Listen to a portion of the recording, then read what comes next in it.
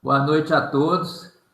Hoje nós temos a grande satisfação de receber a professora Maria Rita Marques de Oliveira, da Unesp de Botucatu, que é também uma pessoa que tem uma grande importância no movimento, na luta contra a fome, pela segurança alimentar e nutricional no Brasil.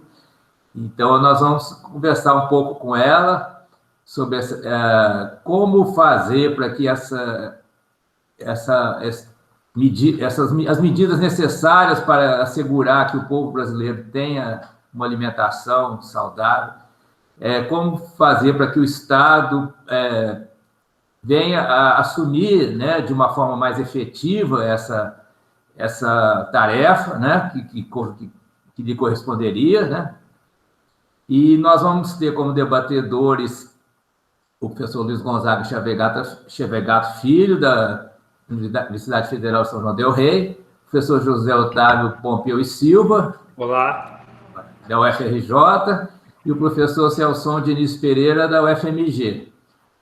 Tá, então, eu vou solicitar para a Maria Rita fazer um histórico, que eu sei que é muito rico, né, mas a gente vai ter que fazer caber aqui dentro dessa hora e meia de entrevista, sobre a sua própria trajetória, né, a sua história de vida e a história desse movimento tão importante, né, no Brasil, desde os anos 60, né, ou talvez antes, das pessoas preocupadas com a fome, né, com a carência nutricional do povo, né, e os movimentos que ocorreram, né, talvez o mais famoso tenha sido do Betinho, não sei, mas ela vai nos lembrar, né, desses eventos tão marcantes, né, da vida política brasileira.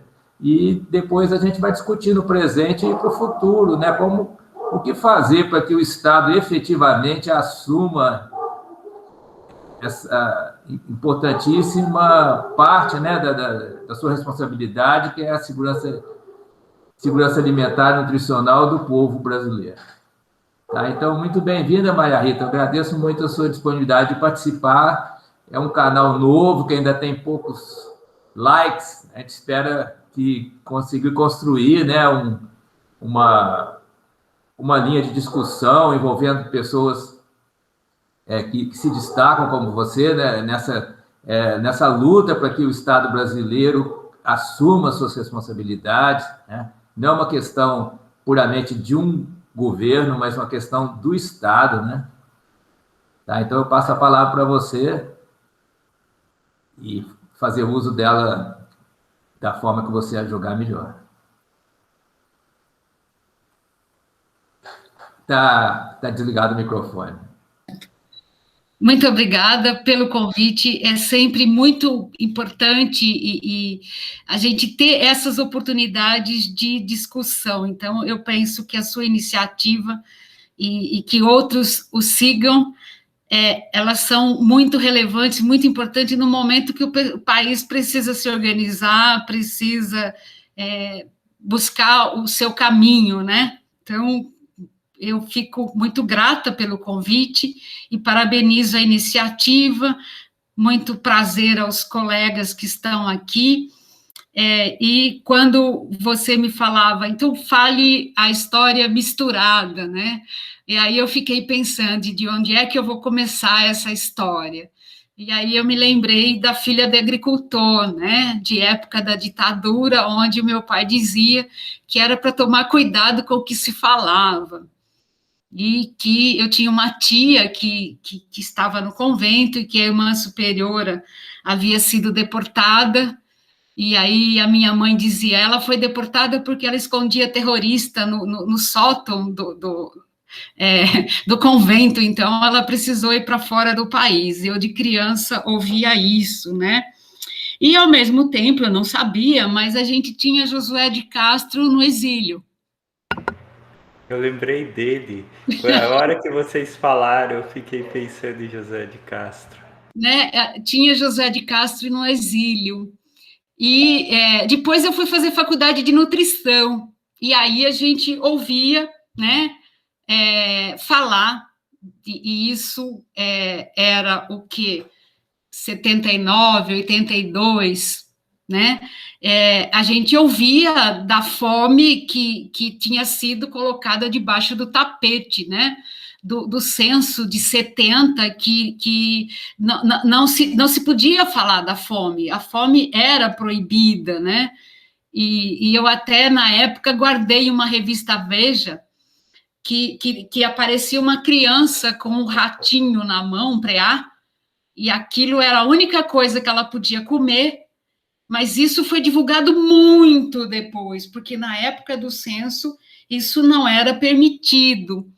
E foi uma época que nós tínhamos muita fome no país, né? Tínhamos muita fome no país, e antecedendo a isso, logo no pós-guerra, José de Castro foi uma pessoa muito importante para mostrar que a fome era um problema político, não era um problema de superpopulação, né?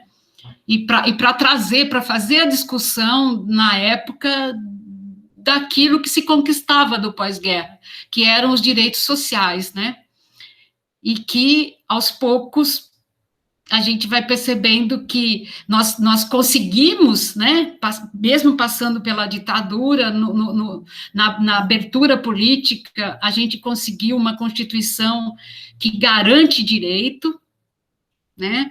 A gente tem um Conselho de Segurança Alimentar e Nutricional, uma reabertura do Conselho em 93, né? Esse conselho que reabre em 93, eu ainda não estava na academia, mas eu me lembro da professora Denise contando todo o movimento que se faz aqui no estado de São Paulo também, né, para construir essa política. O Fernando Henrique, o conselho acabou, vocês sabem, né? Ele foi destituído aqui atualmente, mas ele já foi destituído num outro momento. Em 95, o Fernando Henrique também, o primeiro ato dele foi destituir o conselho e criar um programa muito mais clientelista, né? Que foi aquele, agora me fugiu o nome do programa, mas que era a esposa do Fernando Henrique, que cuidava, que era uma coisa pensando na fome, mas não é só isso que a segurança alimentar e nutricional cuida, né? Nós temos... Só porque já diz respeito a esse período, né? Aquela ação da cidadania do Betinho, ela começou antes da Constituinte e continuou implantada, né, nos municípios até os anos 2000, não? Então, ela faz um movimento muito grande, né? Porque tinha a questão da ação da cidadania e da ética na política. Eles trabalham muito essa questão, eles combinam com o primeiro conselho, com o segundo conselho, né, com a recondução do Conselho de Segurança Alimentar e Nutricional no governo do Lula, né? Então, o conselho ele vai ser recriado em 2003. A gente tem, então, esse movimento e a ação da cidadania ali, durante todo esse... Ela existe até hoje, a ação da cidadania, né? Ela existe como um movimento social e faz com que a sociedade em si se articule, né?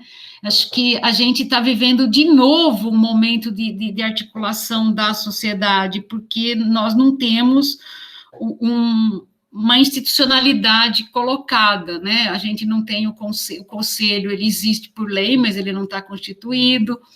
A Câmara Intersetorial de Segurança Alimentar e Nutricional, ela existe na lei, mas não está funcionando. Parece que agora vão colocar de novo para funcionar, né? Então, acho que a gente, quando não tem essa questão da institucionalidade, a gente tenha que se organizar como sociedade civil, né?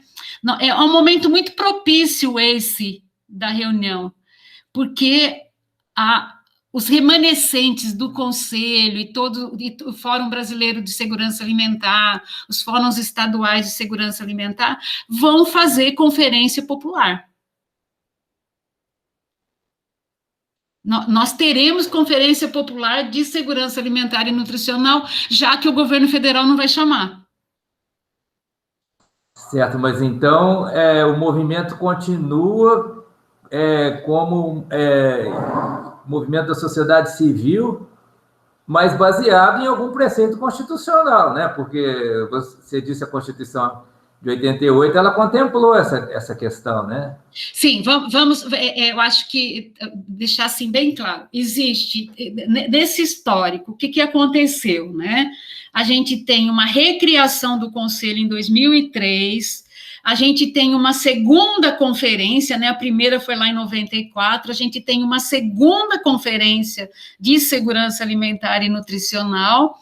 Em 2006, o Brasil cria a Lei Orgânica da Segurança Alimentar e Nutricional. A Lei Orgânica da Segurança Alimentar e Nutricional cria o Sistema Nacional de Segurança Alimentar e Nutricional. O que tem nesse sistema? Tem o Conselho de Segurança Alimentar e Nutricional, pensando no Estado, né, nacional, estadual e municipal. Alguns estados têm comissões regionais, como é o caso do estado de São Paulo. Tem uma instância de articulação da gestão pública para a construção de um plano de segurança alimentar e nutricional, que são as câmaras interministerial, intersecretarial no estado e nos municípios. Então, o sistema, ele tem uma lei, depois disso, que cria, né, um decreto, que cria uma política de segurança alimentar e nutricional, que tem diretrizes muito bem definidas para esses planos, que passa por toda a questão do sistema alimentar, produção de alimentos, a questão da saúde, a questão das comunidades e povos tradicionais, a questão da água, do meio ambiente, uma série de coisas. Tudo isso é legal, tudo isso existe uma lei. O governo Bolsonaro, no primeiro dia de governo, suspendeu essa lei, tá? Ele quis ele suspendeu a lei ou cortou a verba? Ele tentou suspender isso. Houve um movimento popular muito grande e a lei foi mantida.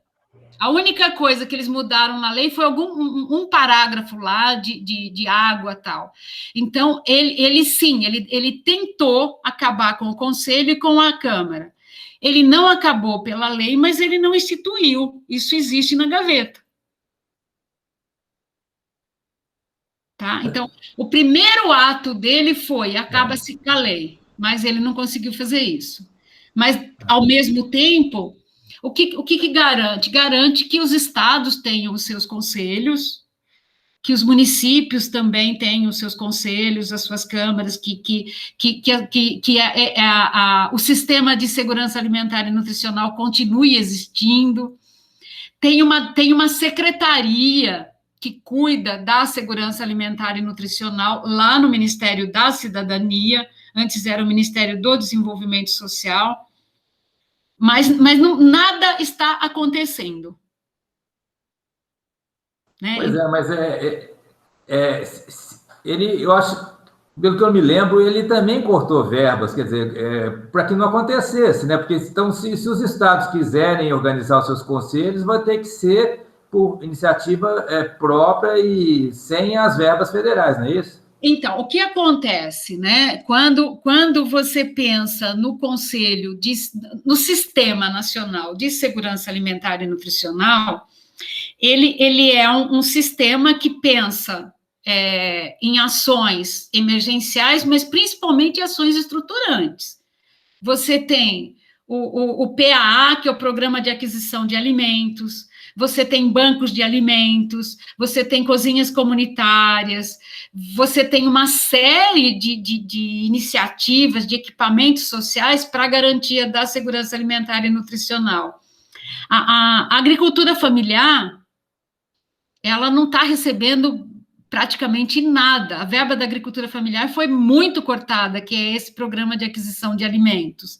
Então, o recurso para organizar esse sistema intersetorial, que vai fazer a gestão de políticas que estão, por exemplo, a alimentação escolar está na educação, o PAA esteve naquele Ministério do Desenvolvimento Agrário, que depois juntou lá com o MDS, mas tinha recurso ali nesse ministério. Articular tudo isso também precisa de recurso. E os estados recebiam, sim, um recurso nacional para fazer essa articulação, para organizar o sistema no nível do estado. Nós mesmos coordenamos um projeto para fortalecimento do sistema em São Paulo e Paraná. No ano de 2015, a gente ficou até 2019 usando esse recurso, mas era um recurso que às vezes vinha para a universidade, principalmente para essas secretarias de Kaizen e de conselho nos estados, para que eles pudessem apoiar os municípios. Então, essa verba também não existe mais. Mas pior que não existir essa verba é cortar verbas de programas que atendem tantas pessoas. É cortar verba, por exemplo, de PAA, não investir em recursos que se traduzem em garantia de direito, né? A população hoje, a maior parte das pessoas que estão abaixo da linha de pobreza estão no meio rural. E o meio rural pode produzir bem, mas precisa de apoio, precisa de infraestrutura, precisa de serviço, e esse tipo de coisa não está sendo privilegiado. Quer dizer, na verdade, está sendo muito... Recurso para essas ações estão sendo muito mínimos ou nenhum. Alfredo, posso fazer uma pergunta já? Claro, vamos lá. Olha, estou aprendendo muito. Aqui, esse canal, a gente aprende demais.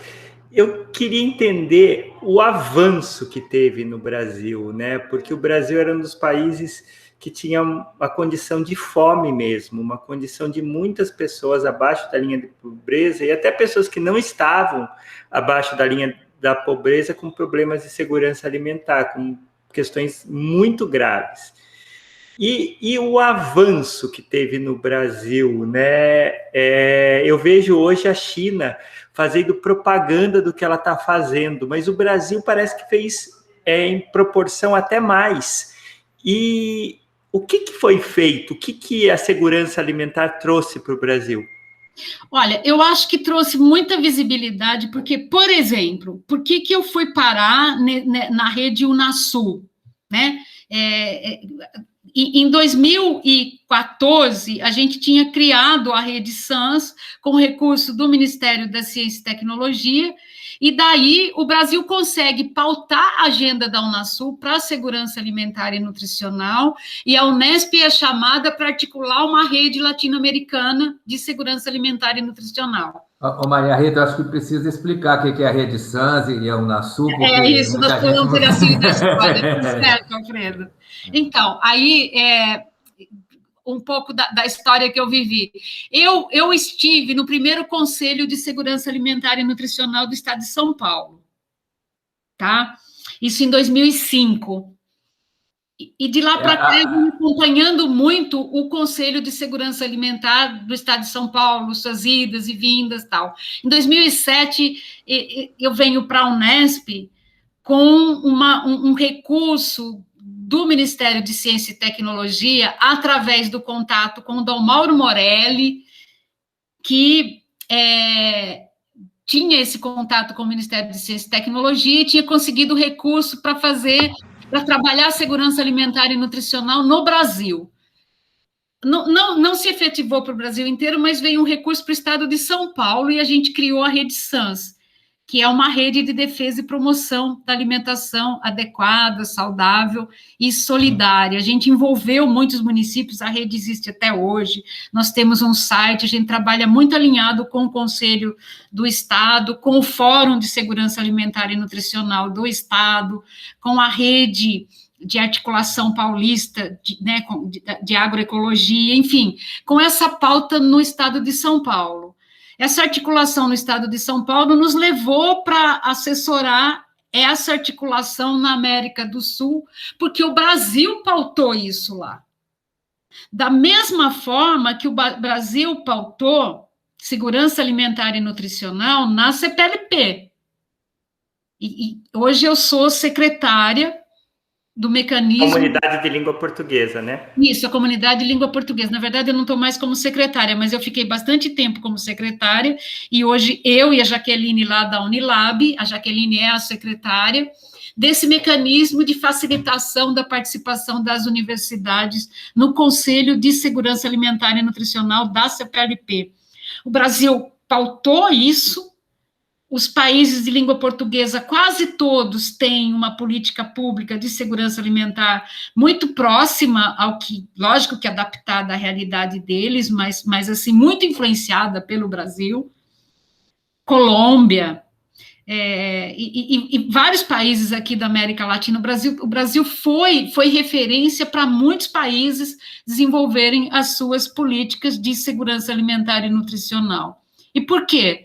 Porque teve, né, voltando àquela questão que você coloca, se pensou nessas medidas, se pensou no Bolsa Família, então transferência de renda fez girar a economia local, né? Não ajuda só a pessoa que recebe, faz a economia local girar. O programa de aquisição de alimentos, que também dá o mínimo para esses agricultores, esses restaurantes populares, onde você tem, quem tem fome vai lá e por R$1 consegue comer, as cozinhas comunitárias, onde as pessoas vão ali e preparam alimentos, aprendem a fazer comida, gera renda, né? Uma série de iniciativas que fizeram com que o Brasil saísse do mapa da fome em 2014, né? Mas a partir de 2018 a coisa vem descambando, né? Não é? Celson pediu a palavra? Sim. Boa noite, professora. Eu fico muito satisfeito de ver iniciativas como esse que estou vendo agora. Eu acho que isso é muito importante para complementar as teorias que a gente faz há décadas. Eu gostaria só de perguntar, no início, o seguinte: qual a relação desse trabalho todo com a proposta de fome zero do Lula? Uhum. A proposta do Fome Zero do Lula foi o nome do primeiro programa de segurança alimentar e nutricional. Tá? E ela hoje, ela pauta o segundo objetivo do desenvolvimento sustentável, tá lá, Fome Zero até 2030. Né? Então, existem programas parecidos com o Fome Zero, com outros nomes em vários países, e era o nome do programa do governo Lula, onde se tinha todas essas iniciativas de geração de renda, de transferência de renda, tá? É um programa que começa a ser discutido mesmo antes do governo do Lula, e ele tem uma participação muito importante de figuras, como, por exemplo, o Dom Mauro Morelli, que até hoje a gente meio que trabalha juntos, o Fórum Fórum Brasileiro de Segurança Alimentar e Nutricional, que está ativo até hoje, que está procurando chamando essa conferência, né, que faz a lei orgânica de segurança alimentar a partir das conferências que tiveram. Então, o programa, ele envolve tudo isso. Ela não teve continuidade à altura no governo da Dilma? Parece que não, né? Ela muda o nome do programa, né? E ela passa a priorizar algumas outras coisas. Já não foi a mesma coisa. Né? Eu acho que ela troca o nome. Muitas iniciativas continuaram, mas algumas não com a mesma força. Maria Rita, atualmente parece que tem muitas ONGs e até doações, né, de pessoas físicas e jurídicas. Essas cozinhas solidárias estão funcionando assim. Então, hoje eu estou vendo um movimento bem interessante do Ministério Público. E de movimentos sociais. Por exemplo, o Fórum Brasileiro de Segurança Alimentar e Nutricional, que está chamando a conferência, o Fórum Paulista de Segurança Alimentar e Nutricional tem estado muito ativo, tem provocado, às vezes, algumas ações do Ministério Público. Eu já tive contato com o Ministério Público do Paraná, e eu sempre achava o Ministério Público do Paraná muito proativo, buscando a garantia do direito humano à alimentação, né? Até porque o Brasil é signatário do PIDESC, e lá, né, a gente tem de 99, o comentário número 12, que deixa muito claro o que é o direito humano à alimentação, né, o direito ao acesso ao alimento, a disponibilidade de alimento de qualidade, o uso biológico, a saúde que deve vir do alimento, né, a estabilidade disso. Agora o conceito puxa também para a sustentabilidade, para o poder de agência da pessoa, né? Então, se o governo não faz, a sociedade civil cobra e começa a fazer algumas coisas, né? Então, o fórum está cobrando, existem várias ONGs também se organizando para dar comida para quem tem fome. Na verdade, é a gente voltar lá atrás, né? Porque quando a gente tem a campanha do Betinho, quem tem fome tem pressa.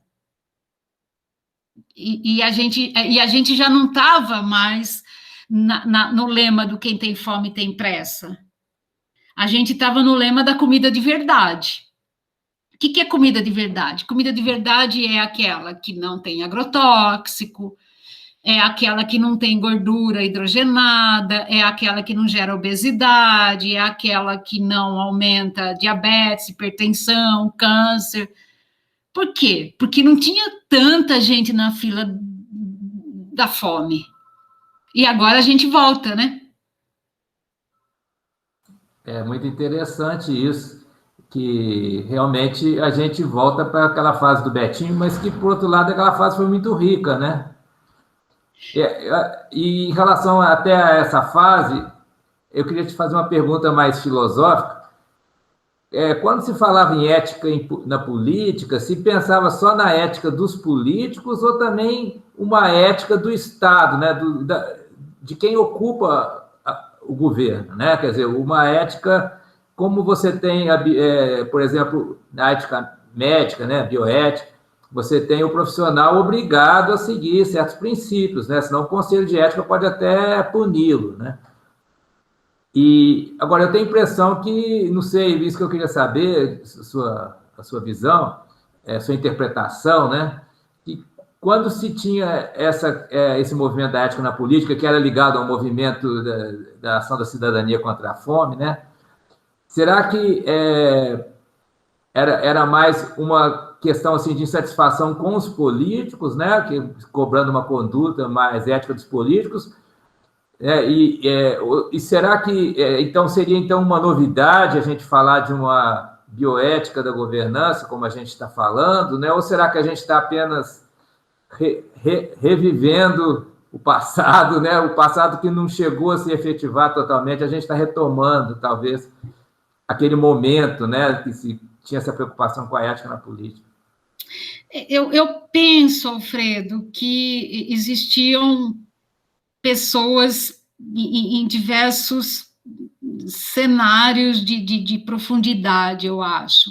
Eu acho que, assim, no geral, o que atraía as pessoas era, vamos colocar pessoas decentes sentadas lá na mesa. Eu acho que o que atraía muita gente era isso. Mas eu conheço pessoas que tinham profundidade para pensar isso. Por exemplo, o professor Flávio Valente, o próprio Dom Mauro Morelli, o próprio Betinho. Eu acho que essas pessoas que eram os mentores do movimento, eles pensavam um pouco além. Mas acho que o lema para atrair tanta gente é aquilo que, né, que aparece para as pessoas. Eu acho que tinha as duas coisas. Agora, voltando um pouquinho nisso que você fala, foi um momento muito rico.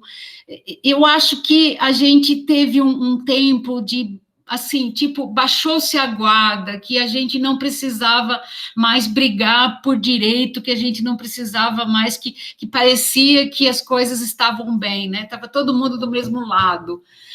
Acho que houve um esvaziamento, né? Hoje eu vi uma foto lá no Peru de muita gente assim se movimentando, né? E aí alguém dizia: "Los hermanos são mais políticos do que a gente", porque parece que a gente perdeu um pouco essa garra, né? E talvez tenha sido um tempo que a gente achou que não precisava mais defender, porque o direito estava ali, né? Mas com a pandemia a situação se agravou, Tudo volta ao que era antes, e eu acho que as pessoas vão ter que se organizar. Certo. E como é que você vê essa questão, assim, também ligada à produção do alimento, né? Porque não basta você universalizar o acesso ao alimento se não tiver também a produção, né? E o Brasil é o país que tem maior vocação, assim, né, para ser um grande produtor de alimentos saudável, com biodiversidade, né? Será que é produtor de commodities também, mas o alimento, ele não precisa necessariamente ser vendido, exportado in natura, né? Você pode ter o valor agregado no alimento, por que não, né? Eu até estava conversando outro dia, discutindo no Facebook com uma pessoa que estava dizendo que o alimento industrializado, não pode existir o alimento orgânico industrializado. O alimento industrializado seria necessariamente não orgânico. Mas eu falei, mas peraí, eu morei nos Estados Unidos, morei na Suíça, na Inglaterra, tem os maiores supermercados lá são orgânicos. E como é que, se você atinge uma ampla escala de produção e distribuição, se não for industrializando? Porque industrializar, em última análise, quer dizer você atingir uma certa escala de produção e distribuição, certo? Não significa necessariamente você colocar aditivos químicos, conservantes, agrotóxicos para conservar ou para combater as chamadas pragas. Não, isso é uma visão antiquada, né? O que você... Então, como que eu vejo isso? Né? Existe por trás uma questão forte ideológica. Primeiro, a gente precisa colocar a diferença entre orgânico e agroecológico. Né? O agroecológico, por trás, ele tem toda uma forma de produzir, de pensar a relação de troca, a relação de mercado, de pensar um trabalho muito mais comunitário. Ele não comunga com as leis do capitalismo da grande produção. Por outro lado, o que a gente, assim, qual é a encruzilhada? A grande encruzilhada. Nós não podemos continuar mais plantando grandes extensões de terra, porque isso já, assim, não é mais conversa dos agroecológicos. Isso já existe uma tomada de consciência de Banco Mundial, das pessoas que pensam lá em cima. Não dá mais para fazer grandes extensões de plantação, não dá mais para fazer grandes extensões de criação de animais, não dá mais para explorar a natureza da forma que a gente está explorando. Tem que repensar isso. Al Gore e Companhia Limitada. Isso. Outra questão, tem já assim bem evidenciado que das mortes que estão acontecendo no mundo, o principal fator de risco é a porcaria que a gente come. É o alimento industrializado, é a gordura, é a falta... Nós não estamos comendo comida. 50% da população mundial está exposta a risco alimentar. É o maior fator de risco para doença crônica do mundo. A inatividade física vem na sequência, o cigarro, mas o principal é a alimentação. Eu poderia trocar... Isso é um outro jeito para fazer as coisas, né? Eu poderia trocar industrializado por ultraprocessados? Poderia. A gente tem que pensar em como é que a gente economiza energia, como é que a gente economiza água, né? Uma série de coisas que esse modelo, se todo mundo resolver viver como os americanos, a gente vai viver muito pouco tempo. Precisa de 9 planetas Terra. Pois é. Né? E o ultraprocessado, ele faz isso, ele joga muito nutriente, muita coisa ali, e você come aquilo que não lhe faz bem. Agora, o que está acontecendo? A indústria de alimentos, ela não quer perder esse mercado. A semana passada, a própria Nestlé vazou uma discussão entre eles lá, e eles assumem, só 30% do que a gente vende é bom.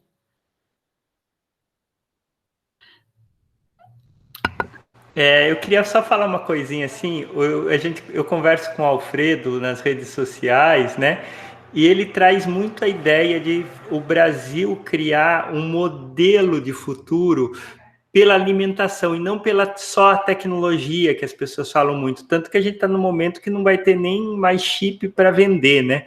Então, como fazer isso, né? O que seria um lugar? E eu lembrei da cidade de Pintadas, na Bahia, em que lá eles têm essa questão comunitária, né? Agroecológica, e nessa época da pandemia, primeiro, eles estavam conseguiram controlar pela organização deles, e uma outra coisa que eu achei interessante demais, o preço, quando teve agora que o arroz virou quase um commodity aqui no Brasil, né, e cresceu tanto, e tantas outras coisas, a gente está na maior inflação de alimentos dos últimos anos, lá eles conseguiram manter um preço legal. E explica mais, o que a gente pode trazer para o futuro para a gente se alimentar bem, um país que era fome zero e comida boa na mesa? Pois é, o professor Bacarin tem um estudo bem interessante dessa questão da inflação dos alimentos. A gente está priorizando exportar e está subindo o preço para o consumidor. Né? É essa questão. O que a gente pode fazer para ter comida boa na mesa? A gente precisa que as cidades produzam as suas verduras, as suas frutas, que isso seja produzido perto, que as pessoas possam, na medida do possível, comer o mais fresco possível, né? É possível isso. Na verdade, eu acho que a gente já aumentou bastante isso. A indústria de alimentos, ela não vai desaparecer, mas a gente não pode comer só industrializado, né? É possível, por exemplo, eu consigo, em Botucatu, ir ao supermercado uma vez por mês, e as pessoas me entregam na cesta arroz, feijão, queijo, verdura, legumes, tudo fresco, de gente que eu conheço, quem plantou, né? É utópico. já foi mais, né? Já se falou que não era possível produzir sem agrotóxico. Agora já existem estudos dizendo, olha, é possível produzir para o mundo inteiro sem o uso do agrotóxico, de uma forma muito mais planejada, mas o que a gente precisa? A gente precisa de formar as pessoas para isso, a gente precisa de assistência técnica, a gente precisa de extensão rural, a gente precisa criar mercado, tem muito produto sendo perdido, porque às vezes o agricultor, assim, eu já vi caso, lá em Itapeva, ele planta tomate, se não passa o caminhãozinho para levar o tomate dele para São Paulo, o tomate perde lá na roça. Muita coisa sendo, inclusive, perdida, né? Então, a gente precisa, sim, organizar melhor a agricultura e dar assistência técnica para as pessoas. Lógico, a gente tem condição de produzir para além do Brasil, inclusive para exportar, inclusive para ter esse alimento com selo de qualidade, para ter esse diferencial, né? E eu acho que isso vai gerar renda no campo. Se eu tiver uma coisa bem específica, né, enfim, para esse consumidor que pode pagar mais. Não precisa ser o produto industrializado. Aliás, não é, né? O industrializado é para o povão. A gente sabe. Pode falar, Luiz. Não, eu ia falar que isso que é engraçado, porque antigamente comia arroz, feijão, e um prato equilibrado, um pedaço de alface e tudo, era coisa do pessoal da roça, né? E a gente comia batata frita ultraprocessada, industrializada. E agora inverteu, comer arroz, feijão, calculando no prato certinho quanto vai ser, alface e tal, uma coisa alternativa, é uma coisa chique e cara e difícil de você distribuir para todo mundo, tenho a impressão. Enquanto que você vai no sítio hoje, o pessoal está comendo batata frita lá. É uma coisa invertida. Sítio que eu digo assim, eu fiz agronomia antes de fazer psicologia, eu ia para os estágios nas fazendas, então eu ia assim, eu comia alface que faz creque-creque, né? E eu gostava muito. Hoje eu já não acho mais nesses lugares, acho em outros lugares, em mercados chiques, essas alfaces, mas na roça mesmo não tem mais, parece. É bem interessante isso, né? Eu me lembro de ter ido fazer visita numa comunidade do interior da Bahia, e a gente, assim, muita fruta, muita coisa que eles vendiam, e aí a gente senta na mesa, eles fizeram um esforço danado, uma vaquinha entre eles para comprar um refrigerante daqueles tipo tubaína para gente, porque eles queriam nos receber bem, e a gente olhando as frutas lá.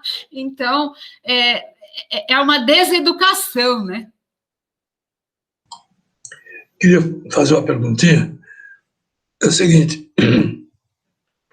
eu vejo que se tenta estabelecer uma política de fornecer alimento, né? É bastante complicado, porque a gente tem que pensar, as Alfredo tocou no assunto, em produção. Agora, eu pergunto o seguinte, se pensassem, que nós temos um sistema com vários subsistemas interagindo. Então, eu acho lamentável que a gente teve no Brasil, o Washington Luiz falou, governar é abrir estradas. O Lula fez aquela proposta bonita no Fome Zero.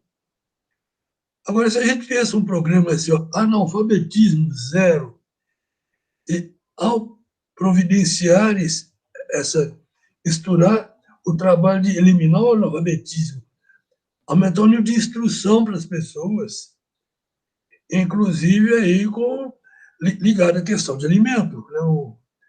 Isso aí é um negócio que está pronto na cabeça da gente, né? Realmente é preciso cair um raio na cabeça de governo para abrir a cabeça deles para pensar isso. Porque se fala analfabetismo zero, dá uma diferença muito grande. Isso. A gente podia ressuscitar o Paulo Freire, né? Eu acho que ele traz essa questão, né, essa educação, tanto que é interessante que o conceito de conceito, a concepção de segurança alimentar e nutricional. No ano passado, a FAO, e são os especialistas da FAO, lançaram, e eles colocam uma dimensão de agência, né, capacidade de agência, porque é isso, né, as pessoas, como é que a gente faz uma formação, como é que a gente educa, mas a gente educa as pessoas para que elas possam tomar rédea da vida delas, né. O Dom Mauro estava conversando esses dias, o Dom Mauro está com quase 90 anos, e ele está falando de organizar as pessoas para que elas façam, entre elas próprias consigam fazer um fundo para comprar as suas próprias cestas, porque as pessoas precisam comer com dignidade, né? Lógico que quem tem fome ganha uma cesta, ótimo, mas e se essa pessoa pudesse, com alguma ação própria, ela própria obter esse alimento, né? Então, eu acho que nesse ponto de pensar as pessoas que hoje não estão tendo acesso ao alimento, e eu sempre comento com os meus alunos, eu acho que a gente, na nossa sociedade, a gente sempre vai ter pessoas que precisarão de proteção social, né? Mas muita gente preferiria fazer alguma coisa para obter o seu alimento. E a educação certamente abre muita porta, né? Abre porta, inclusive, para a pessoa defender o próprio direito. É simplesmente fundamental, né? Simplesmente fundamental. Maria Rita, eu concordo plenamente com esse tipo de iniciativa, né? Eu até tenho a impressão que no ensino de biologia, né, em educação ambiental, as pessoas já têm várias escolas do Brasil que os professores já estão implantando, né, hortas e fazendo coleta seletiva de lixo, né, já estão educando, né, as novas gerações para um novo tipo de hábito, né, não só alimentar, mas também de relação com o ambiente, entra a questão da sustentabilidade, etc. Concordo plenamente, mas eu acredito que existe um outro nível de proposição, né, que eu estava falando que eu vi no exterior e que no Brasil praticamente não existe, que são as grandes redes de supermercado orgânico. E, curiosamente, o que eu vejo mais próximo disso aqui é o MST. O MST está produzindo arroz em larga escala, né? Outro dia eu vi um anúncio de massa de tomate orgânica do MST, você pode comprar e entregar pelo correio, certo? Está faltando muito pouco. Já existe o banco, né, criado pelo Eduardo Moreira, o Finapop, para financiar a produção do MST, de alimentos orgânicos. Não é agroecologia, é orgânico. Falta muito pouco para o MST criar aqui no Brasil o equivalente ao Coop da Europa ou do Whole Foods dos Estados Unidos, que são supermercados orgânicos, né? E aí você tem alimentos que são industrializados, mas não são ultraprocessados, como o Luiz Gonzaga colocou, né? Por exemplo, né, para quem come carne, né, temos aí a Corim, né? Vocês devem conhecer. Sim. Frango, carne de boi, é industrializado e é orgânico, né? Sim, mas a gente tem outras iniciativas, Alfredo. Por exemplo, acho que a Limeira tem a Fazenda Toca, que é do filho do Abílio Diniz. O meu irmão é zootecnista e eles produzem frango, acho que agora estão produzindo mais ovos do que frango, mas produzem muito. Então, aí produzem em grande escala, sem o uso do agrotóxico. Agora, eu acho que tudo isso, assim, do ponto de vista, já que nós estamos falando aqui da ética, precisa ser usado, precisa ser avaliado do ponto de vista ético também. Algumas desses grandes empreendimentos são predatórios. Do MST?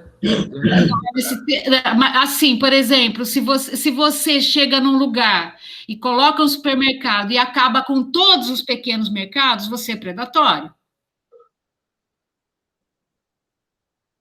Sim, mas aí não seria nesse sentido, né? Seria algo complementar, porque... Parece que existe um mercado enorme no Brasil, né? Talvez numa grande cidade Gigante, seja a única né? saída, não é? Na capital seja a única saída. Mas eu estava falando assim, né, o que eu vi em outros países. Você tem do lado do CUP, você tem um mercadinho que vende frutas frescas, verduras frescas também, né? Uma coisa não exclui a outra. Agora, é difícil a gente pensar os detalhes, né? Mas, em princípio, seria complementares, né? Você teria o que você chamou de modelo agroecológico, que é de pequena escala. E teria os supermercados orgânicos, que trabalham com grande escala e possibilita que a comida orgânica fique mais em conta, fica um preço... Porque quanto maior a escala, o preço fica menor, né? Porque... eu não sei, sabe? É até engraçado. A gente tem, com essa coisa da CPLP, antes da pandemia, eu ia muito para Portugal. Portugal é um país pequeno. E aqui no Brasil, quando a gente fala de política de segurança alimentar e nutricional, está muito claro para a gente que pequeno agricultor não é um pequeno agronegocinho, ele não consegue competir. O microfone, Celson, tá, o microfone está dando feedback. Ele não consegue competir nesse mercado selvagem que é o agronegócio brasileiro. Então, a política de segurança alimentar e nutricional, ela está posta como uma política de resistência para proteger a maioria mesmo dos agricultores, que são os agricultores familiares, de alguns outros que têm essas outras lógicas. Quando a gente chega em Portugal, não é assim. Da mesma forma, a indústria de alimentos, ela fica à vontade para fazer certas coisas aqui que não faria na Europa. Né? Então, quando você traz essa ideia, eu acho que lá parece que essas coisas conseguem conviver. Aqui não. Aqui, o grande acha que pode trazer o pequeno para perto dele, mas o pequeno não quer, porque vai ser engolido. Eu não pensei nessa dificuldade, mas realmente a gente vê essa animosidade entre o grande e o pequeno no Brasil, né? O pequeno está vendo o grande como um inimigo, né? Tá vendo ou é? Eu já não sei. Mas talvez seja devido a questões assim macro, né? Históricas. O modo como o modo como esses setores se comportam na política macro, que aí gera são questões estruturais do nosso país. Eu acho que o grande... Os Otávio estão como inimigos, mas não precisaria ser, né? O Zé Otávio queria falar. Essa conversa está muito boa, né, Celson, Alfredo? Eu fico pensando aqui a geração de riqueza para o país, que eu acho que é o motor, né? Duas coisas: energia, que acho que a gente vai falar aqui num outro dia, e alimentos, né? Então, como linkar a geração de riqueza, mesmo que for com subsídio, é uma briga, né, externa em vários outros lugares que você não pode ter subsídio para exportação, mas subsídio interno para produção interna é da soberania do seu país. Então, se o Brasil puder afirmar isso, a gente poderia ter um ciclo de crescimento, porque a gente não se esquece. Eu morei na Finlândia. Lá na Finlândia não tem os 5,5 milhões de habitantes que eles falam que tem, né? Eles mesmos falam que não tem, porque muita migração e outras coisas. Aqui no Brasil nós temos 210 milhões de pessoas. É inacreditável o tamanho disso. Se todos pudessem comer bem, a gente já tem um mercado assim incrível. Como ligar a economia, a renda básica cidadã que vem aí e tudo isso com a segurança alimentar, professora Maria Rita? Eu acho que os experimentos, né, da agricultura familiar,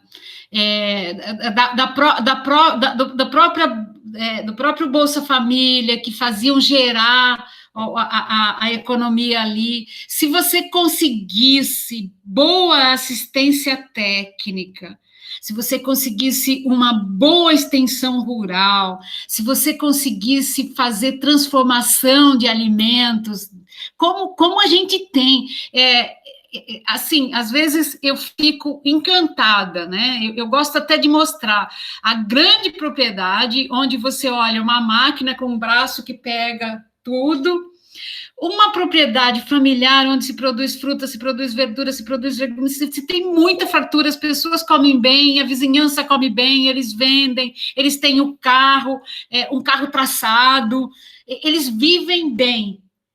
E um casebre de alguém morrendo de fome na agricultura. Por que esse, né? Por exemplo, por que o MST tem tantas propriedades de sucesso? Né? Embrapa e outras coisas mais vêm para nossa resposta. Por que a Embrapa investe mais em milho e em commodity? As pesquisas da Embrapa são muito mais ligadas para commodity do que para melhorar a produção de alimentos, né? Então, é possível, sim, é possível que todo mundo consiga comer, e é possível também que, ao invés da gente exportar a fruta, que a gente transforme isso, exporte a fruta transformada. Por que a gente tem que ser exportador de matéria-prima? Né? De comida, de minério. Aí entra no que eu estava propondo, que é você fazer uma indústria de alimentos orgânicos de larga escala, satisfazendo o mercado interno e, havendo excedente, exportando, né? Porque em relação à pergunta do Zé Otávio, né, eu também nunca tinha conseguido assim, entender o caminho, né? Mas outro dia eu tive assim, um insight, né? É uma coisa muito simples, mas assim, primeiro, você tem que ter uma equipe no governo que queira desenvolver o país, né? Desenvolver no sentido amplo, não só econômico. A fórmula é a seguinte: primeiro, renda básica. Segundo, incentivar a criação de empresas ou os empreendimentos que já existem, que vão produzir aquilo que o povo vai comprar com a renda básica. Né? Parece um ovo de Colombo isso aí, porque você vai aumentar o poder aquisitivo e você vai, ao mesmo tempo, né, incentivar, às vezes até a fundo perdido, né, empreendimentos, aí pode ser agricultura familiar, pode ser cooperativas, empresas sem fim lucrativo, MST, o que for, né, que aqueles setores da população, com a participação da universidade na formulação de projetos embasados na ciência, né, com uma tecnologia social, né, você vai financiar aí, ao mesmo tempo, né, esses setores da sociedade que vão produzir aquilo que o povo vai comprar. Pronto, você fecha o ciclo do desenvolvimento, né? Então, olha, Pedro, a gente poderia propor assim: vamos fazer uma reforma agrária, vamos criar cooperativas, vamos criar indústrias de alimentos, vamos processar, assim, verduras, legumes, queijos, animais, que seja, a partir dessas cooperativas, de fato, reforma agrária. Porque se a gente continuar produzindo soja e milho para alimentar animal do norte, a gente vai continuar sempre servindo ao norte. Essa é a minha opinião. Sem dúvida, mas é muito fácil mudar isso, é só você financiar aquilo que você quer e parar de financiar aquilo que você não quer. Do plano federal, que o governo federal que tem o dinheiro, né, que tem a máquina de fazer dinheiro. Então, mas eu acho que as eleições estão sendo financiadas por essas grandes... Bom, não sei. Supondo... eu acho que tem duas pessoas querendo falar, eu vou passar a palavra para eles. Celson e Zé Otávio, certo? Bom, é o seguinte, eu acho que, entrando um pouco nesse esquema do Alfredo aí, a minha impressão é que tem uma grande dificuldade são as grandes empresas e o governo que fica do lado delas. Nós temos o seguinte: todo município tem sempre uma grande área que está lá jogada sem utilidade, que pertence ao município. O município poderia colocar sempre vastas regiões da periferia, etc., colocar aquilo à disposição da população, né? Ela poderia produzir alimento barato ali, fora a circunstância de que em qualquer apartamento, algumas coisas mais leves podem ser produzidas num apartamentinho de um quarto. Você pode produzir ervilha, etc, etc. Agora, um terrenozinho de periferia compartilhado, poderia fazer o orgânico, etc. Só que a grande empresa não vai gostar.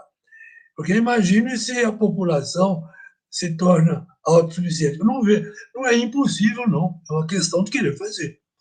Mas a grande empresa não vai topar isso, não. Tinha que ter uma ação governamental para viabilizar isso aí. Eu vou dar 2 exemplos, assim, Botucatu ganhou um prêmio, porque Botucatu, na gestão anterior, eu não tenho certeza se nessa está, mas acho que está, a prefeitura deixa as pessoas só entram com pedido, elas plantam onde elas quiserem, de área pública, e ainda recebem incentivo para pagar menos água, e recebem os insumos para cuidar das plantas. E tem muita horta em Botucatu, muita gente plantando. Mas tem uma experiência bem mais legal, que é em São Tomé e Príncipe. Com a pandemia, São Tomé e Príncipe é um país muito dependente. E como é que eles vão receber alimento? O presidente resolveu obrigar a população a plantar. E assim, todos os quintais, todos os lugares, plantem porque vocês não vão ter o que comer. E eles estão colhendo muita coisa. São Tomé e Príncipe tem pouco mais de 200 mil habitantes, então eles estão se resolvendo lá plantando.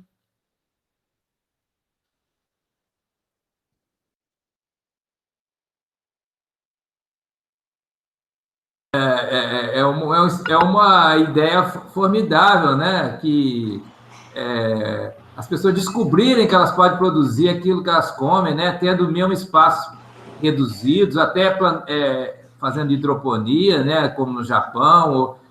Né? A gente vê também na Europa que as cidades disponibilizam pequenos lotes para as pessoas plantar, né? Eu não sei o nome disso, mas a gente vê, né, tem uma área assim toda subdividida em pequenos lotes, tem um barraquinho para a pessoa guardar ferramentas, a pessoa então pleiteia o direito de plantar ali, né, e ela só tem a posse, né, a propriedade é pública, as pessoas... Então isso aí é realmente formidável, né? O Zé Otávio está inscrito, né? Depois aí eu vou fazer uma pergunta sobre a África, que eu estou muito curioso. Eu também estou curioso, depois eu vou querer saber sobre a África e do que o Alfredo vai trazer, mas o papo tá bom. Eu fiquei pensando na intersetorialidade que o Celson trouxe para a gente com a educação. E o ensino médio é uma coisa que não funciona no Brasil.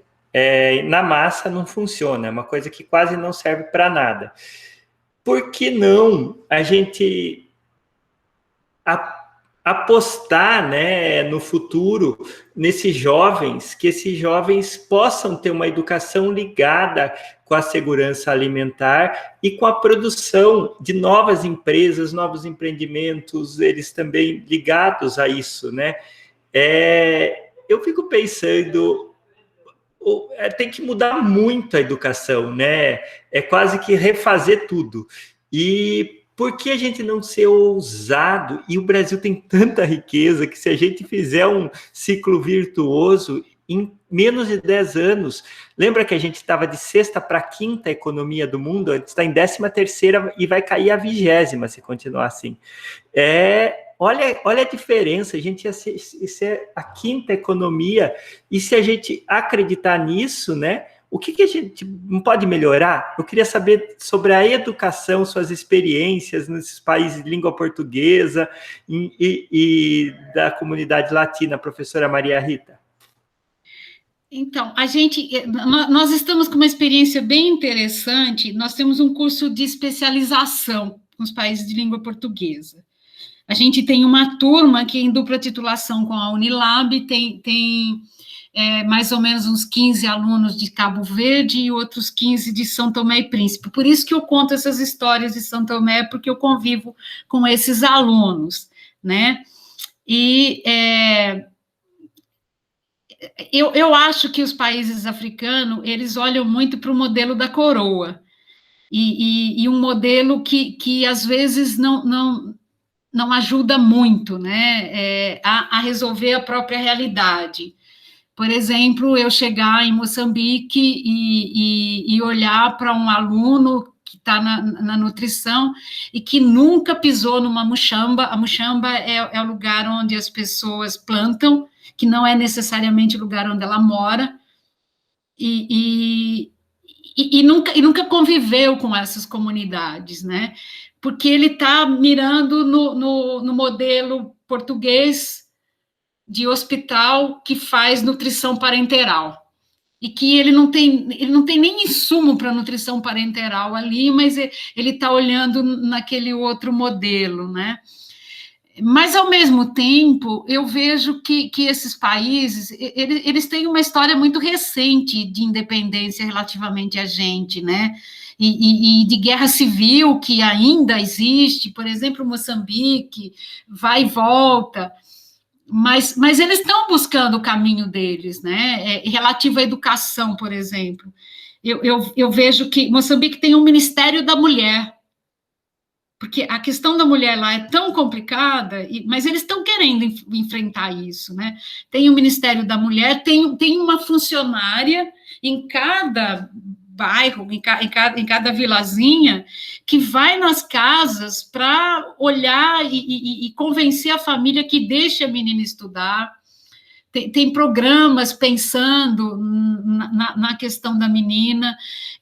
As universidades são muito novas, elas têm 10 anos, elas ainda não têm um programa de pós-graduação. A gente tem tentado facilitá-los para vir para cá para estudar. Aí vem padrão CAPES, qualizar publicado para entrar no doutorado. Oh, meu Deus, como é que vai fazer, né? Então,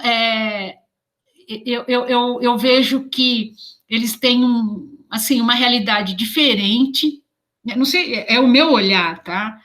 É uma realidade diferente, uma riqueza de cultura muito grande, são pessoas inteligentes, são pessoas capazes, mas às vezes mirando no refrigerante que eu falei lá na tubaína, né? Às vezes achando, por exemplo, em relação à agricultura, vai uma Vale do Rio Doce lá, pega a comunidade que morava perto do rio, coloca em cima de uma pedreira, constrói, eles tinham a casinha deles, que era de pedra, barro e sapé. Constrói uma casa do mesmo tamanho de alvenaria, que não cabe uma pessoa deitada. Aquilo fica um forno. Mas a pessoa acha que ela está melhor, porque agora ela não tem que trocar telhado da casa todo mês. Mas ela está sendo cozinhada lá. A Vale dá para ela milho e feijão por 10 anos. E naquela terra não se produz nada, não se consegue produzir. Aí vem o cara da extensão rural e bravo, porque o agricultor de lá não quer a semente melhorada, porque o agricultor de lá não quer agrotóxico, porque o agricultor de lá não quer adubo, quer continuar plantando do jeito que ele plantava na beira do rio e dava. Na pedreira não dá mais. Esse pacote tecnológico que está sendo forçado nesses pequenos agricultores em Moçambique que eu vi, são coisas que foram usadas aqui no Brasil na Revolução Verde, lá atrás, que o Brasil não está mais nem usando, mas é essa a lógica, né? E eu acho que a África acaba sendo mesmo o lixo do mundo, né? O que não serve mais, joga lá. Você vê aqueles mercados, os tecidos deles são maravilhosos. Eu trouxe um monte de tecido colorido e tal, mas tem ruas e ruas pilhas de roupas que vêm da Europa, de doação, que as pessoas estão lá vendendo, tirando o emprego de quem faz aqueles tecidos maravilhosos. Então, assim, eu não sei se eu respondi a questão da educação, eu acho que eles estão procurando o caminho deles, né? Mas não é fácil viver nesse mundo selvagem, não.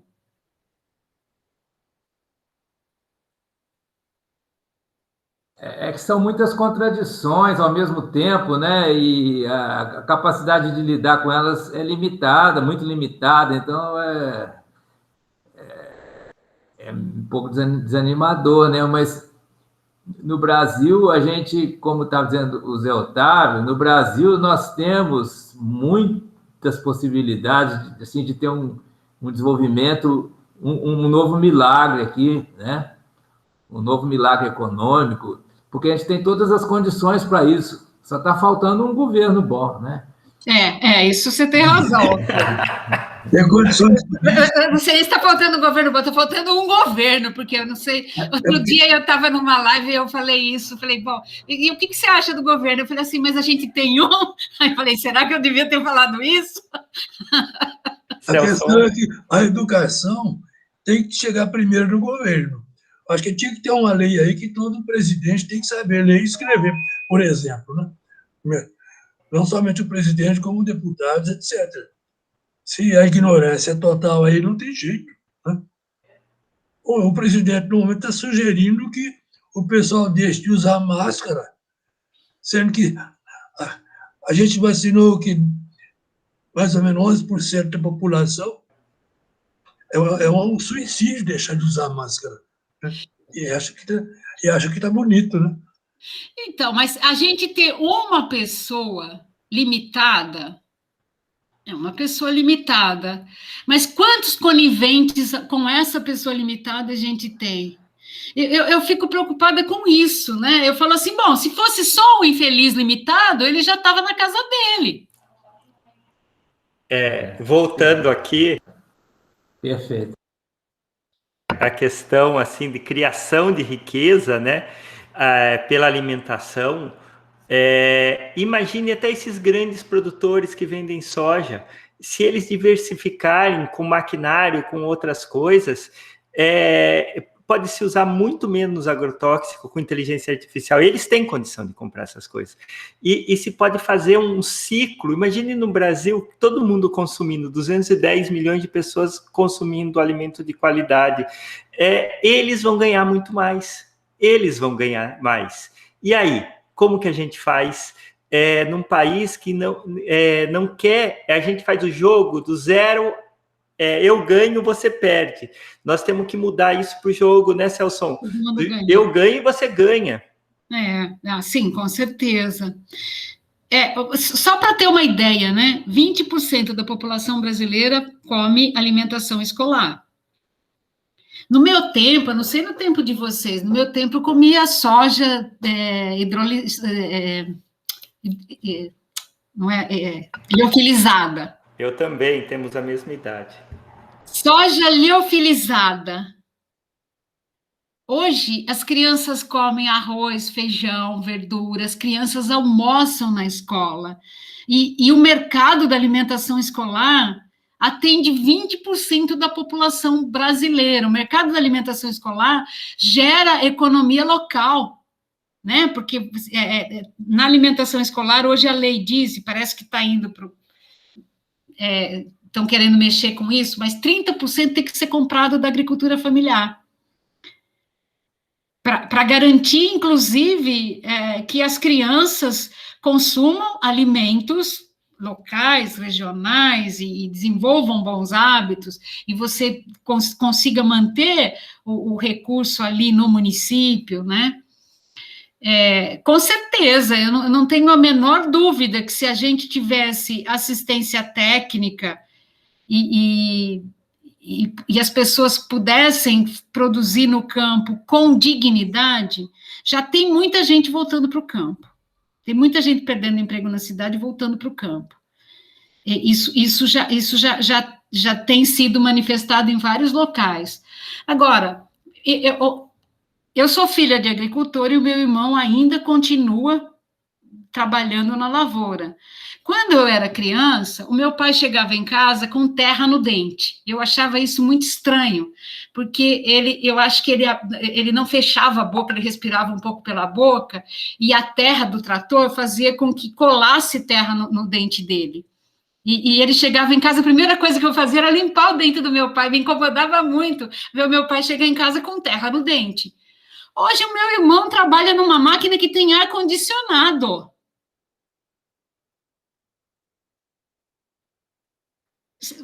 Se a pessoa tem uma terra onde ele consegue, essa máquina dele, ele consegue espalhar as coisas e ver assim, olha, a plantação aqui está precisando de mais adubo, aqui menos, tal, não sei o quê. Ele trabalha com agricultura de precisão e não é fazendeiro, não é um grande... a tecnologia não pode servir só a poucos. A inteligência artificial não pode servir só a poucos. A internet das coisas não pode servir só a poucos.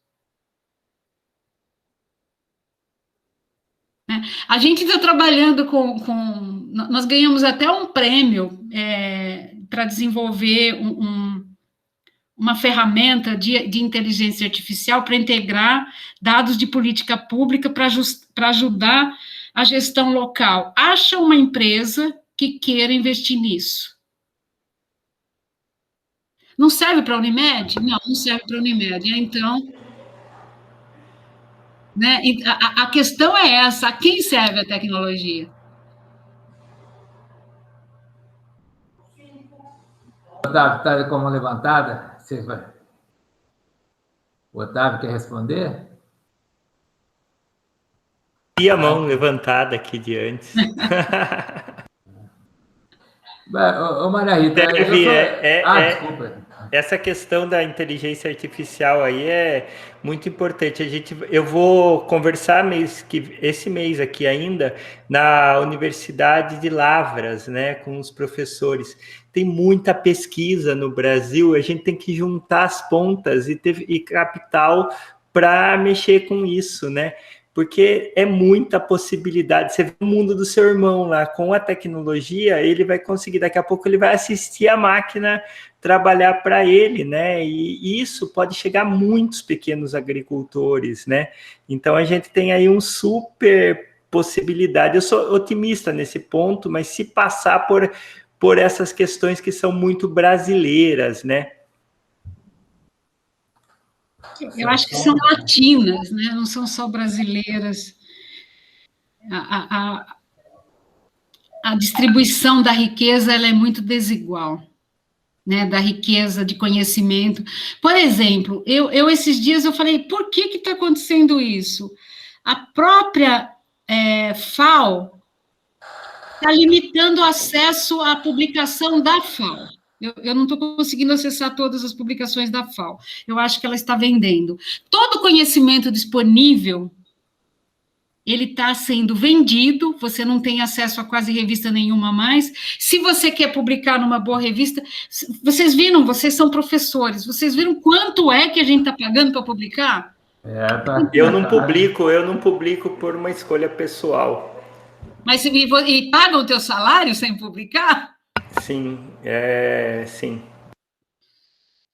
Né? Eu não deixo meu aluno publicar em revista que paga, mas o programa de pós-graduação fica muito bravo, porque a revista que paga é a revista que tem qualis não sei das quantas, né?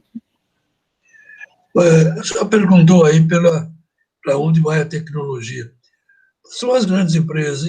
Em 2014, se não me engano, 2015, houve um encontro internacional lá na UFMG, e o Ministério da Indústria e Comércio, que encerrou o encontro, ele comentou que se a universidade passasse para as indústrias a tecnologia com a qual conta a universidade, o país estaria no outro patamar de desenvolvimento.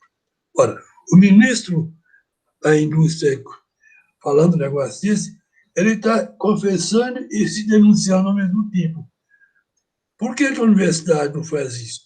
É muito banal. É muito banal, né? Então, o que eu vejo essencialmente, a UFMG, a minha impressão, eles fazem muito assim, dedicado às megas empresas, eles fazem muito para a Petrobras e outras grandes empresas. Era essencial se pensar num projeto de assistência às empresas de porte mínimo. Sim. Imagine o seguinte, como é que o pessoal aperta parafuso de norte a sul de leste a oeste no Brasil? Um parafuso muito apertado, um pouco apertado, ele vai cair com a máquina. Se o pessoal passasse a apertar o parafuso convenientemente, mudaria tudo. Quando se fala em tecnologia científica, isso é uma coisa que eu vi muito de perto. Né? O que acontece? Lá na Europa, por exemplo, o que você via ali? O que eu vi ali, 7 anos que eu fiquei lá? Os técnicos faziam aquilo que os cientistas de alto nível mandavam fazer, do jeito. Então, era um técnico de alto nível. Isso aqui não existe direito, não. Exatamente. Eu acho isso tudo extremamente complicado. Primeiro, nós temos no país as universidades e nós temos um sistema de inovação tecnológica que não está na universidade. O próprio Estado de São Paulo investe muito a fundo perdido em inovação. Por conta desse meu contato com o Ministério de Ciência e Tecnologia, nesses últimos tempos, eu tenho participado de algumas discussões de um edital da Embrapi, que é uma agência ligada ao Sistema S, que coloca recurso para inovação, então, é o recurso que vem dessa agência para a empresa, quase que a fundo perdido, mas a universidade não pode participar disso. Inclusive, a gente envolvida nesse processo de inovação, a gente só se a empresa contratar você, mas para a universidade isso não tem. Então, o que eu vejo bastante complicado? Eu acho que o sistema de inovação, ele não leva muito em conta a universidade, e acho que a universidade também não trabalha para atender as pautas necessárias para o desenvolvimento do país.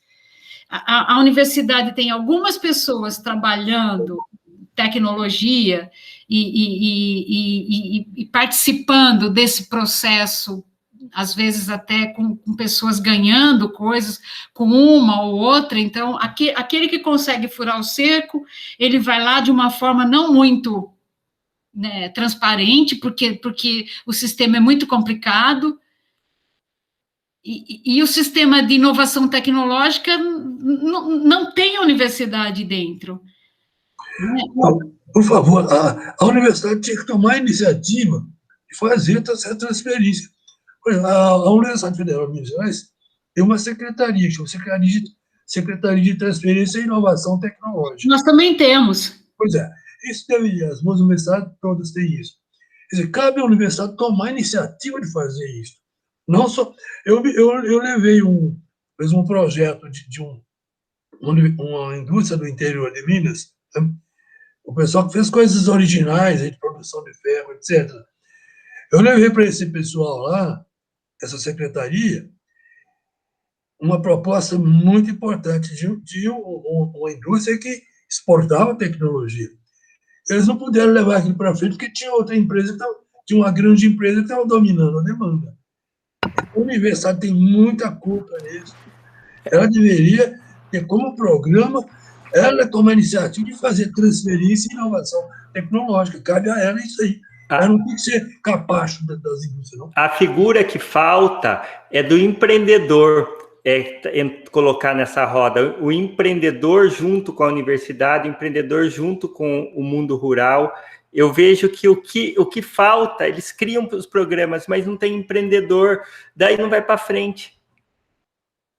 Sem dúvida, precisa ter empreendedor e precisa ter o dinheiro do Estado para fazer a coisa funcionar, né? Porque o empreendedor sem dinheiro, e também o empreendedor não vai querer colocar o dinheiro próprio dele nesse tipo de coisa, né? Não dá retorno. A universidade pode incentivar no seu próprio programa, que isso, né? Aliás... Eu não vejo a possibilidade da universidade liderar isso, porque a universidade também tem um orçamento curto e que as verbas já têm destino, né? Você não pode fazer o que você... Ela pode tomar iniciativa, né? no seu discurso, na sua fala. Essa questão da parceria público-privada, ela vem sendo muito discutida, né? E é um assunto bem complicado, porque, de repente, começam a olhar para a universidade como aquela que vai ser prestadora de serviço e ela vai depender menos do recurso público. E o papel da universidade não é ser prestadora de serviço. Agora, ao mesmo tempo, o desenvolvimento tecnológico, ele é necessário no país, e eu penso que exista um investimento muito maior em outros locais, por exemplo, para a empresa, em que a universidade não está participando disso, né?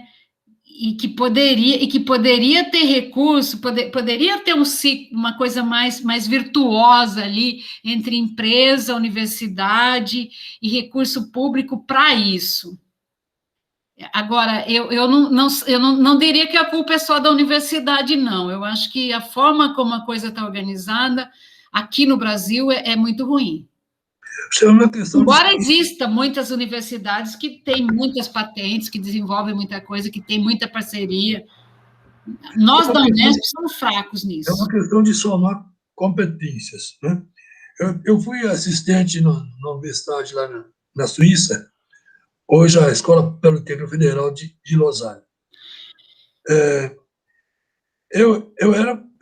Na universidade, eu tinha um salário que vinha de indústria. Então, o que eu vejo? Você tem o seguinte, você tem na universidade um pessoal que faz, um cientista que faz trabalho de alto nível, né? Alguns se dão ao trabalho de fazer suas teorias abstratas sem pensar para onde é que aquilo vai parar. Mas, nesses países desenvolvidos, você tem um negócio que eu chamo de meio campo, que é aquele cientista de alto nível, que faz ciência de alto nível, depois tem um outro cientista que tem o pé mais embaixo, depois tem o engenheiro, depois tem o técnico na universidade, depois você tem o técnico na indústria. Isso é integrado. A Espanha, por exemplo... Eu vivi assim. Eu vi isso. Eu vi isso na Suíça, na França, no Canadá. Isso é feito espontaneamente. Eu vi uns casos na Espanha, em Madrid, onde eles têm, assim, já...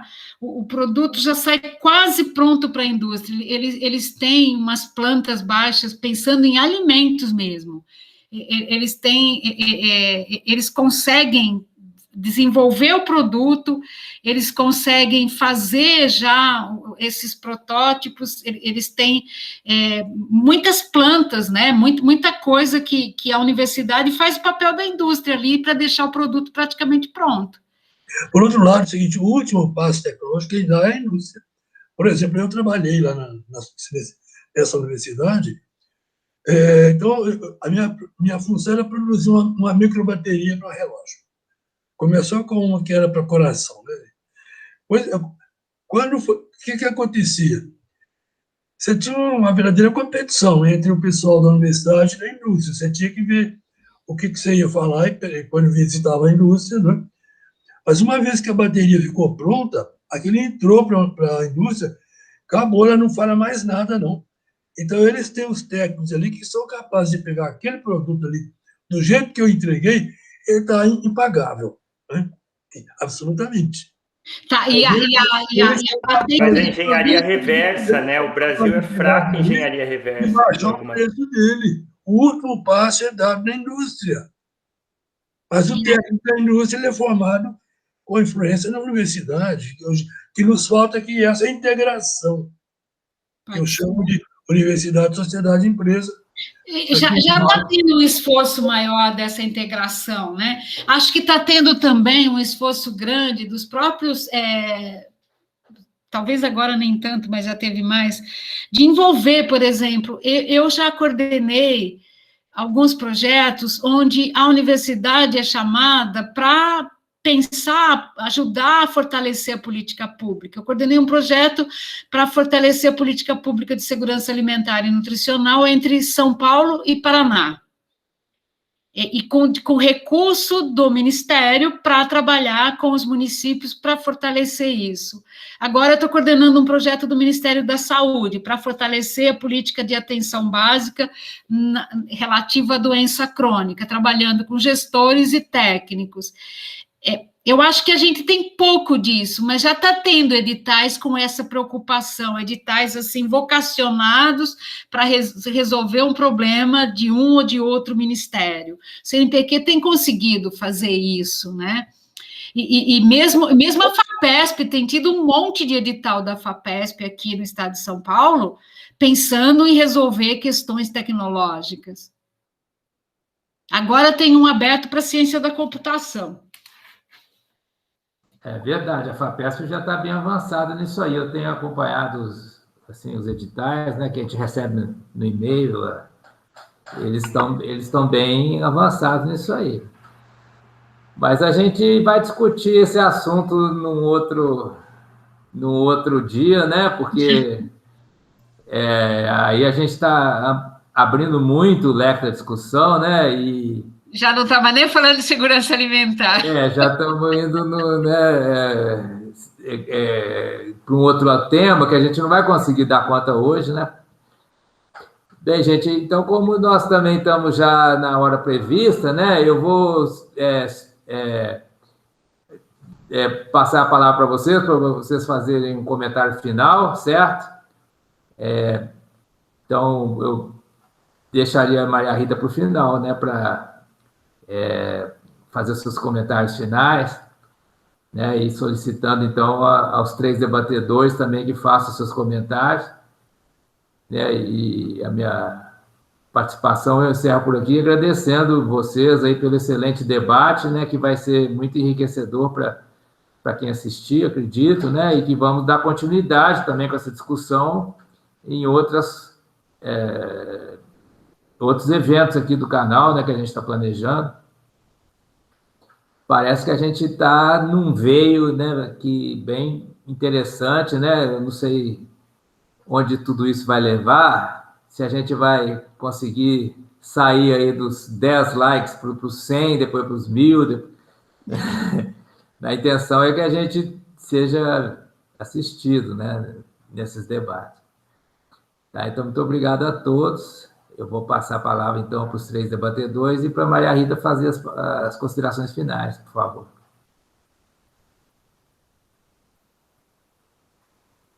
Quem começa? Zé Otávio? Luiz mesmo. Luiz está muito quieto. Nós estamos falando de comida, estou com fome. Mas eu agradeço as contribuições da Maria Rita, um assunto bastante interessante, pertinente e urgente, né? E acho que contribuiu bastante e nos deixou bastante despertos para isso. Obrigado.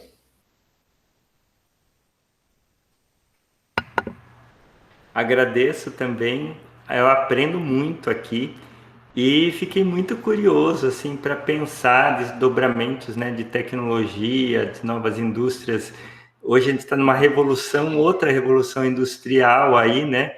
E o alimento, que é um direito humano básico, né, bioética aqui que a gente está falando, garantir o alimento para todos é essencial para tudo, né? Então, como a gente pode discutir mais e, de repente, até realizar coisas aí juntos aí no futuro, né? Essa nova geração, os nossos estudantes. E vamos ver, juntando a educação, que o Celson trouxe aqui, juntando essa questão da renda, né? A questão monetária que o Alfredo trouxe, com a Maria Rita, que traz essa questão da segurança alimentar. Então, eu estou muito feliz de participar aqui com vocês.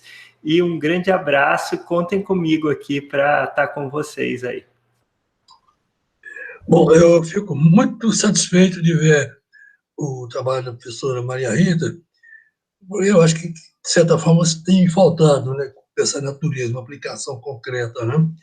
Eu me sinto saudavelmente desafiado, né? Porque um trabalho que nós fazemos aqui no século XIX, quer dizer, aqui no interior de Minas, que eu tenho solicitado o apoio do Alfredo, que é uma sociedade que nós registramos em 1992, que é a Sociedade de Integração Universidade-Comunidade. Por quê? Nós temos dezenas, centenas de faculdades no país que são mais ou menos faculdades assassinas, porque elas vendem diplomas, né, por um preço até elevado, mas não ensinam. A incompetência que sai desses milhares dezenas de milhares de estudantes aí é comovente, né? Então, é muito importante que as boas universidades se sintam responsáveis por dar um apoio para essas faculdades, porque elas não conseguem nem receber apoio. É impressionante. Daí essa sociedade que nós estamos criando um bocado de tempo e gostaria de ter de integração mesmo, de se ir à comunidade, ouvir tudo que a comunidade tem para dizer, aquilo ali volta para a universidade, o resultado, os garotos vão fazer suas monografias, teses, e os resultados podem até retornar para aquela comunidade. Ora, isso é coisa de governo, pelo amor de Deus. Os países desenvolvidos fazem isso espontaneamente. Né? Bom, então, em qual cidade que você está, Celso? Chama Divinópolis, né? A 100 quilômetros de Belo Horizonte. Né? Mas é considerada uma das 30 melhores cidades do Brasil. E quando eu vejo que essa sociedade ainda faz questão de ter um pouco sua cabeça no século XIX, um século XIX voltado para a Idade Média, imagina o resto do país, né? Então, essa sociedade que a gente organizou é para ajudar a criar a UENG, mas a UENG está na pré-história em relação à Unesp. Né? É isso aí, não tenho vergonha de dizer. Né? Não é culpa, é culpa do próprio governo. Muito bem, muito obrigado. Uma satisfação estar com vocês. Né? Até a próxima. Falo eu agora, Alfredo? Sim, Maria Rita, agora é você. Tá. Eu sempre fico muito estimulada, assim, fico muito contente quando eu vejo pessoas, e eu já participei de alguns outros debates como esse, talvez por conta da questão da segurança alimentar mesmo, porque ela é extremamente estratégica, né? O alimento é muito estratégico, o sistema alimentar, ele envolve tudo, ele envolve os ecossistemas, ele envolve a produção de alimentos, ele envolve o ambiente alimentar onde a gente come, ele envolve a saúde das pessoas, o bem-estar, né? Lazer, cultura, é muito abrangente, né? Mas eu fico feliz de ver que pessoas estão aí tentando discutir caminhos para esse país, né? Acho que é um pouquinho disso que, pelo menos, eu senti no grupo, né? Bom, e esse futuro, né? O que a gente pode fazer para transformar esse futuro? Então, eu fiquei muito contente de estar aqui, de perceber esse fundo né, esse ideal mesmo, e eu acho que a gente tem mesmo que se juntar e pensar, né, um modelo de país. Acho que a gente não tem, né, um projeto de país, né, e esse projeto de país talvez venha surgir dessa forma, né, um grupo aqui, outro grupo ali, e as pessoas começarem a olhar para esse país e pensar num projeto de país. Muito obrigada, foi um grande prazer, estou à disposição quando precisarem. E também poder contar com vocês, a gente tem várias iniciativas, quem sabe a gente leva vocês também para essas iniciativas. Sem dúvida, Maria Rita, muito obrigado. E, então, eu acho que a gente fez justiça ao título que foi proposto, que é a segurança alimentar e nutricional como um pilar da bioética da governança, né? Talvez o principal pilar, como você colocou, é estratégico, é central, é a base para a gente pensar o desenvolvimento brasileiro, né? Eu acredito, né? Não é só uma questão de fome zero, como foi dito, isso é muito importante, mas também é estratégico para o nosso modelo de indústria, e modelo também de organização social, urbana, no campo, né, quando a gente está mencionando, né, as pessoas produzirem parte daquilo que elas comem na própria casa, né, isso aí já é cidade sustentável, questão urbana, né? Aí isso se liga com vários outros problemas urbanos, de violência, que pode se reduzir, saúde mental, um monte, né? Então, a gente tratou de um assunto que é estratégico, realmente, e eu agradeço a todos aí por suas contribuições. Eu acho que a gente sai desse 1h30 de debate com uma perspectiva mais ampla do que a gente entrou, né? Então, um abraço para todos e até a próxima. Tchau, tchau, boa noite. Bom fim de semana para todo mundo.